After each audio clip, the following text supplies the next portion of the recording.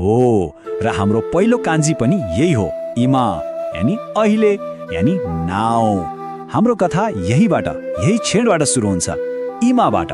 याद राख्नुहोस् है, हाम्रो यात्राको सुरुवात यहीबाट भएको छ।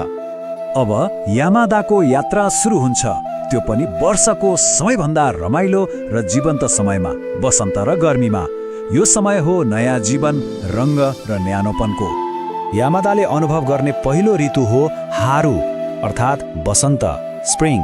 कल्पना गर्नुहोस् त, जताततै नयाँ पालुवाहरू पलाउँदैछन् र पुरै प्रकृति बिउजिरहेको छ। यो सुरुवात र आशाको प्रतीक हो। अब वसन्त आयो भने के फुल्छ त? हो, फूल, जसलाई जापानीमा भनिन्छ हाना अर्थात् फ्लावर। यामादाले चारैतिर रङ्गी बिरङ्गी फूलहरू फुलेको देख्छन्। सम्झना कति सजिलो। हारू अर्थात् वसन्तमा, हाना अर्थात् फूल फुल्छ। वसन्तको त्यो रमाइलोपन अब बिस्तारै गर्मीको तातोमा बदलिन्छ। अब आउँछ नात्सु अर्थात् गर्मी, समर। दिनहरू लामा हुन्छन् र यामादाको घुमफिर गर्ने र नयाँ कुरा खोज्ने यात्रा अब बल्ल सुरु हुन्छ। गर्मीको मौसममा यामादा कहाँ घरमा बस्छन् र उनी निस्कन्छन् बाहिर, प्रकृतिलाई नजिकबाट निहाल्न। कहिले अग्ला पहाडतिर, कहिले सुसाइरहेको नदीतिर, त कहिले विशाल समुद्रको किनारमा। यामादाको यही गर्मी यात्राले हामीलाई प्रकृतिसँग जोडिएका 3वटा नयाँ कान्जी सिकाउँछ। यामा अर्थात् पहाड, माउन्टेन, कावा अर्थात् नदी, रिभर, र उमी अर्थात् समुद्र, सी। गर्मीको रौनक बिस्तारै सेलाउँदै जान्छ र मौसमले कोल्टे फेर्छ। कथाको वातावरण अब अलि चिसो र शान्त हुँदै जान्छ जब शरद र हिउँदको आगमन हुन्छ। अब पालो आउँछ आगीको यानी शरद ऋतुको, अटम।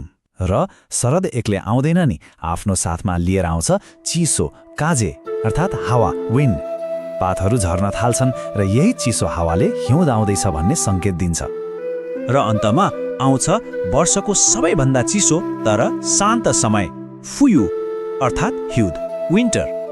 यामादा न्यानो लुगा लगाएर प्रकृतिको यो सुन्दर र शान्त रूपलाई हेरिरहन्छन्। हिउँदको सबैभन्दा खास कुरा के होला? हो, युकी अर्थात् हिउँ, स्नो। सेतो हिउँले सबै कुरा ढाक्दा संसार कति शान्त र सुन्दर देखिन्छ। फुयु, हिउँदमा युकी, हिउँ पर्छ।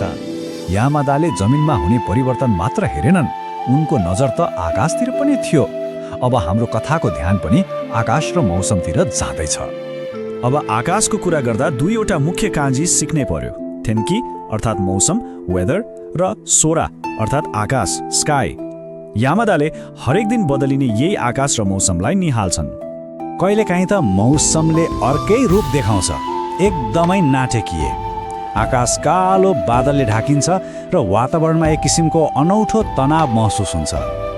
यो नाटकीय मौसमले हामीलाई एकपछि अर्को गर्दै 3वटा कान्जी सिकाउँछ। सुरुमा पर्छ पानी, आमे, रेन। त्यसपछि सुनिन्छ चट्याङको गडगडाहट, कामिनारी, थन्डर।